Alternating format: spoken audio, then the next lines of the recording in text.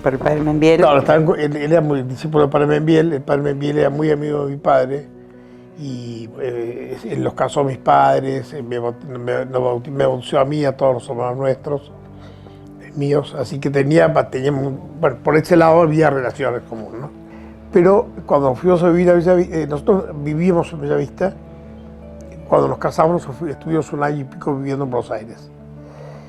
Y cuando volvimos a Bellavista de nuevo, los hermanos de Maca estaban en el colegio Don Jaime. Y al padre justo en ese momento, más o menos en esa época, creo que en el año 72, no sé si 72, no, 73. 74. Sí, 74. Lo destinaron, el obispo de San Martín, que era la diócesis a la cual pertenecía entonces Bellavista, ahora pertenece a la de San Miguel, lo destinó a él como capellán del colegio Don Jaime. Bueno, así nos fuimos siendo bastante amigos, además con el tema de capellán del colegio, aunque nosotros no teníamos chicos en el colegio, estábamos muy vinculados con el colegio por el director, porque, en fin. Mi hijo más grande tenía 8 años, lo mandamos a un campamento que organizaba el padre, era en Magdalena el campamento, y iban todos chicos de la parroquia, pero iba también un amigo nuestro que era seminarista, Hernán González Cazón, y entonces nos dijo del campamento y bueno, decidimos mandarlo. Y sí, volvió encantadísimo del campamento, así que así nos fuimos acercando a él, ¿no? Él organizaba todos los primeros viernes una noche heroica. Entonces, primero hacía un sermón, 1 hora santa, y bueno, ahí podíamos ir las mujeres, después se quedaban a la noche heroica, se quedaban los varones nada más. Entonces ahí ya entramos más en relación con él. Y después él organizaba ciclos de conferencias.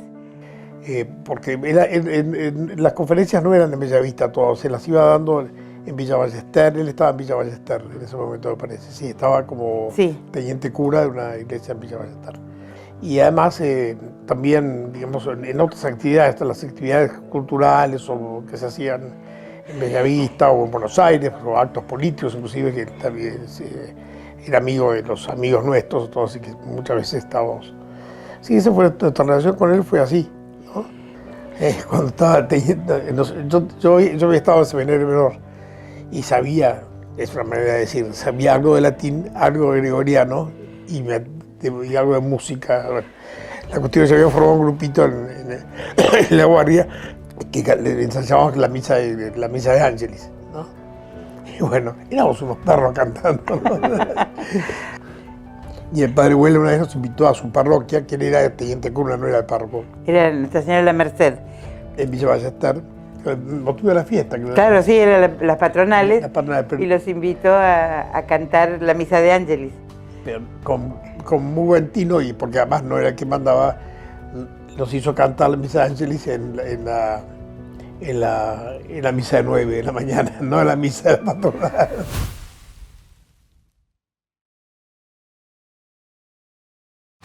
Él, cuando empezó a hacer apostolado por el sacerdocio, todavía no fundaba la congregación, mandaba a sus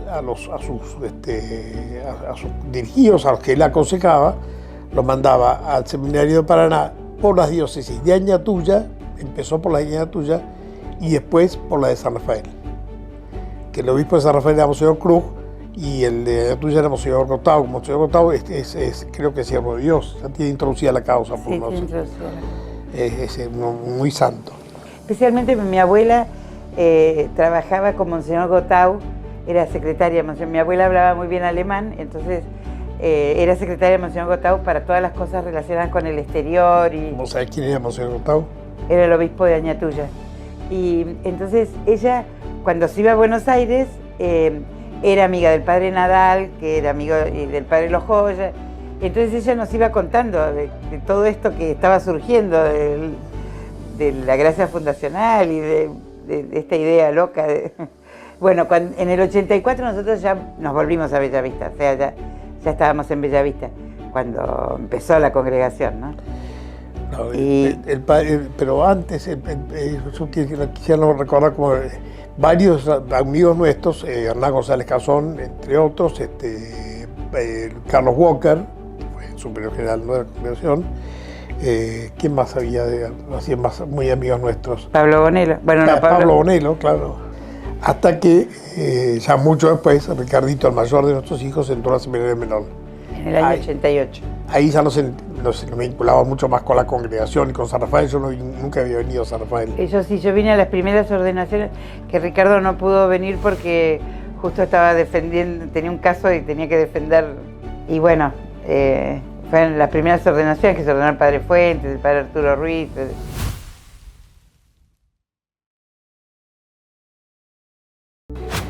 Y bueno, tuvimos a todos nuestros hijos en la congregación, porque el más grande y el tercero, que después salieron, pero fueron menores.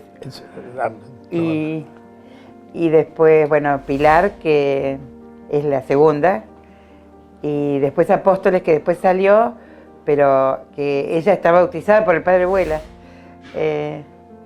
Y bueno, después el padre Salvador, que es misionero en Canadá, y madre de la iglesia, que está en el hogar. Así que sí, todos nuestros hijos han pasado por la congregación y para todos era un padre, era realmente un padre. Cuando ella quiso entrar esta es madre de la iglesia que está ahora en el hogarcito, esto ocurrió en el hogarcito, ¿no? Cuando quiso entrar de monja, le dijimos, vamos, no sé, trajimos... Tenía 14 años. Entonces le dijimos, bueno, le vamos a preguntar al padre Vuela si le parece bien o no. Entonces nos vinimos con ella. Y entonces se la llevó a una mesa, la sentó ahí, estuvieron hablando. Y después, bueno, vino y dijo, sí, puede entrar. Y entonces yo mucho tiempo después le pregunté, ¿qué hablaste con el padre Vuela cuando...? Dijo, el padre Vuela me preguntó, ¿vos estás dispuesta a cargar la cruz de Cristo toda tu vida? Sí, padre, le dijo. Bueno, está bien, entonces puede ser monja. ¿Querés ponerte de novia con Jesucristo? Sí. Pero antes de eso, el padre Vuela nos celebró la misa de los 25 años de casados. Sí. Fue una misa de curación, porque ya el padre Vuela dividía aguas, ¿no? Claro. Y bueno, le había pedido que rezara la misa, le digo, gracias, pero yo tuve que ir a buscarlo a la casa de su mamá, que todavía vivía en no sé dónde. Caballito, Flores, Floresta, yo no conozco muy bien esas partes de Buenos Aires. Y lo fui a buscar, pero me dio la hermana Betarrán, no sé si escuchaste hablar de ella. Bueno, la hermana Betarrán, que estaba internada en esa época todavía, después del accidente, nos dio la dirección mal. Me la dio mal. Me dio más o menos la misma, pero era otro barrio, otro lugar, todo. Fui hasta ahí de noche. En esa época no existía el Google ni nada de eso, ¿no? Y era otra casa, no había nada. Bueno, aparte no tenía cómo llamar por teléfono, no había teléfonos públicos. Bueno, al final había que cruzar toda la ciudad, del otro lado de la ciudad. Así que llegué tardísimo a buscarlo a él, que ya estaba por meterse en la cama. Bueno, se subió al auto, fuimos, ¿no? Y llegamos a la iglesia, la gente estaba esperando hacía... Más de una hora. Más de una hora, qué sé yo. Así que todos los que no querían ir a la misa... Los que no querían ir a la misa por ser antiabuela... Tuvieron que ir porque... Fueron después, iban a la salida de misa para quedar bien, qué sé yo. Pero fueron a la salida de misa, pero se encontraron que la misa todavía no había sido, así que... Yo tuve que estar para abuela todo el tiro. Estuvo muy buena. No, pero yo te quiero contar algo que me decía el padre una vez, que yo le contaba que a Salvador lo ayudaba como padrino un exalumno del don Jaime, que era conocido de él. Y el padre me decía, hoy vos no sabés, cuando yo iba a Bellavista con mi camioneta, dice, muchas veces no tenía ni plata para poner la nafta en el auto. Y bueno, y Montiel me daba Montiel era el director del colegio, entonces me daba algunos pesos, pero poco era, no. Y si por ahí los papás de algunos también me daban algo de plata porque yo les compraba facturas a los chicos y les hacía tomar un chocolate. Entonces, bueno, algunos me ayudaban. Dice, con eso, puchereando, ponía la nafta para que justo llegaba de vuelta a la parroquia. Claro, era la aventura misionera. Eso me contó un día acá en la finca, que está lindo, ¿no? Saber que el padre era tan pobre y que sin embargo era siempre alegre, siempre así como era él, ¿no? Tan afable con todos, tan... Sí, consejos nos ha dado miles. Miles. Yo hice muchos ejercicios espirituales con él, no me acuerdo cuánto, pero mucho, porque él lo dictaba, lo predicaba ahí en una casa que, bueno, que generalmente el invitado era él. Sí, yo también hice bastantes retiros con él. Hice el primer retiro que organizamos con él, era en La Montonera, en Pilar, en una casa de ejercicios muy antigua que se reunían los obispos antes ahí. Para el padre estuvo buenísimo, le encantó predicar ahí. Y bueno, muchas veces hablé con él en ese ejercicio. Siempre te hiciste pro y contra, querida.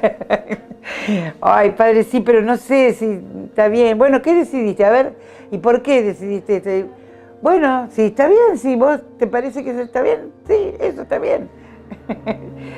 Y nos escuchaba o sea, uno se sentía comprendido y bien atendido por él, que iba a hacer algo por eso, ¿no? Sí, era muy amigo, era muy fácil hablar con él como amigo, ¿no? Claro, uno se podía descubrir delante de él sin problema, ¿no? Pues yo que soy mucho más callada que él, siempre... Mucho más callada y se habla todo el tiempo.